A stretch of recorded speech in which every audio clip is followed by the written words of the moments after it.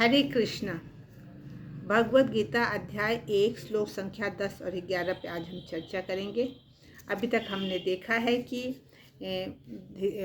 धृतराष्ट्र जो जन्म से अंधे हैं वो अपने सचिव से पूछते हैं कि युद्ध भूमि में मेरे तथा पांडु के पुत्रों ने क्या किया, क्योंकि उनके सचिव को ऐसा वरदान प्राप्त है अपने गुरु से कि वो घर बैठे ही युद्ध भूमि का निरीक्षण कर सकते हैं।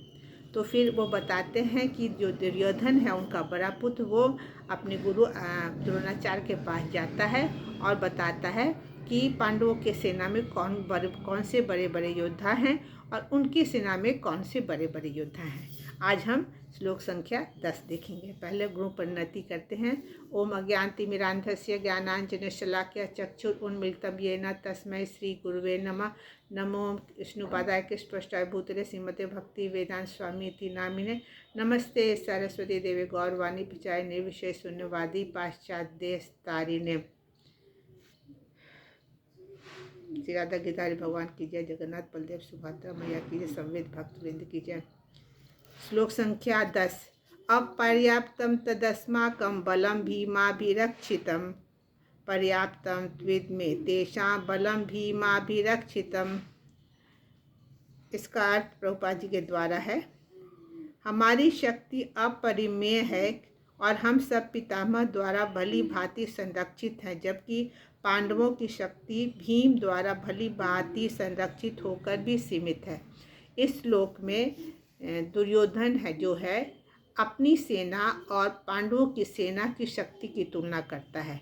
वो कहता है कि हमारी जो सेना की जो शक्ति है वो अपरिमित है, क्योंकि हमारे जो सेना नायक हैं वो भीष्म पितामह हैं और वे बहुत कुशल और बहुत अनुभवी सेना नायक हैं। दूसरी तरफ जो पांडवों के सेना नायक हैं वो है भीम।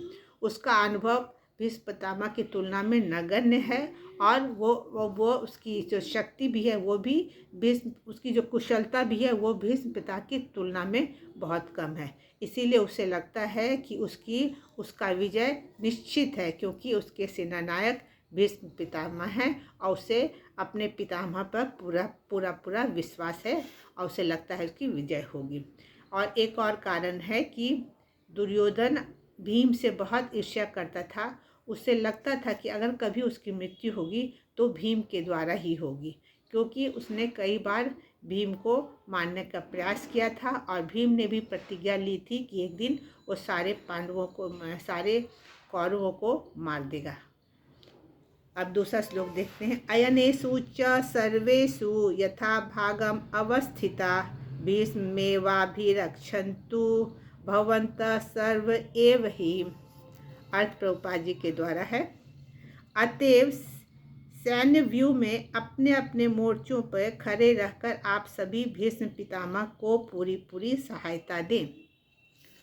इस श्लोक में दुर्योधन कह रहा है अपने गुरु से कि आप सब भीष्म पितामह को चारों तरफ से सहायता करें। इसके पहले श्लोक में उसने भीष्म पितामह का बहुत शौर्य का बहुत गुणगान किया। उसके बाद उसे लगने लगा कि बाकी जो योद्धा है उन्हें उन्हें लगे कि हमें कम महत्व दिया जा रहा है।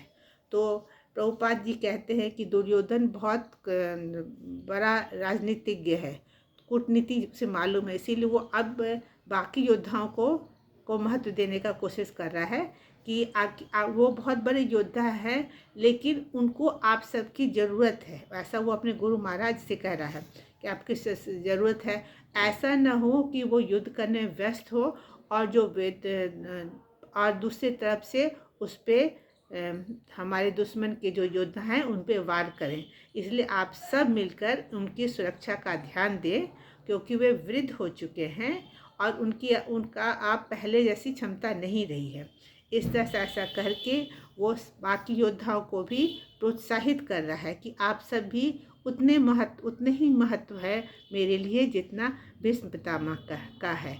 और उसे विश्वास है कि जो भीष्म पितामह हैं और जो द्रोणाचार्य हैं दोनों उसके युद्ध में उसका पूरा साथ देंगे और उसका विजय सुनिश्चित करेंगे, क्योंकि हालांकि भीष्म पितामह और द्रोणाचार्य सबको पांडवों से स्नेह था और वो उनकी तरफ ज़्यादा झुकाव भी था, लेकिन उसने देखा था कि जब द्रौपदी का चीरहरण हो रहा था और उसने सबको पुकारा था, भीष्म पितामह को, द्रोणाचार्य सबको सहायता के लिए पुकारा था, तो किसी ने भी उसे मदद नहीं किया था।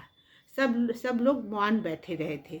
तो उसे इस बात को देख के उसे लगता है कि शायद युद्ध में भी वो लोग, भीष्म पितामह और द्रोणाचार्य उसी तरह उसके साथ खड़े रहेंगे जिस तरह द्रौपदी के चीरहरण में वो मौन बने हुए थे।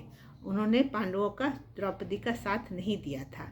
तो उसे विश्वास है कि युद्ध में भी दोनों जो योद्धा है, बड़े बड़े योद्धा द्रोणाचार्य और भीष्म, पूरी तरह से इसके तरफ से लड़ेंगे और उसकी विजय निश्चित होगी। धन्यवाद। हरे कृष्ण।